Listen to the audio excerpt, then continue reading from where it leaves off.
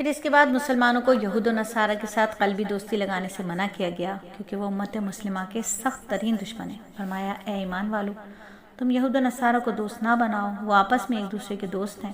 تم میں سے جو ان سے دوستی رکھے گا وہ انہی میں سے ہوگا۔ بے شک اللہ تعالیٰ ظالم قوم کو ہدایت نہیں دیتا۔ بے شک اللہ تعالیٰ ظالم قوم کو ہدایت نہیں دیتا۔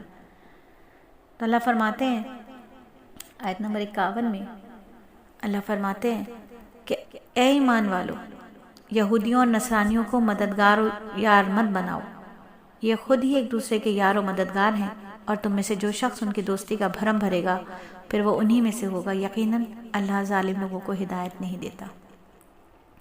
تو ان سے دوستی لگانے کو منع فرما دیا۔ اس آیت کی جو تشریح ہے اس کو اگر ہم سمجھیں تو غیر مسلموں سے تعلقات کی حدود کی تفصیل ہم آپ کو سورہ آل عمران میں بھی بتا چکے تھے، اور یہاں پر بھی پوری تفصیل یہی ہے کہ یہود و نصارہ کو دوست نہ بناؤ۔ آج قرآن کریم کی صداقت کا زندہ معجزہ ہم اپنی آنکھوں سے دیکھ رہے ہیں۔ آپس کے شدید مذہبی اور سیاسی اختلافات کے باوجود ہم دیکھتے ہیں کہ یہود و نصارہ مسلمانوں کے مقابلے میں متحد ہیں۔ تعجب تو اس بات کا ہے کہ عالم اسلام کے جو حکمران ہیں قرآن حکیم کی واضح ہدایات کے باوجود یہود و نصارہ سے پینگے بڑھاتے ہیں، ان کے اشاروں پر بنیاد پرست مسلمانوں پر ظلم کے پہاڑ توڑتے ہیں۔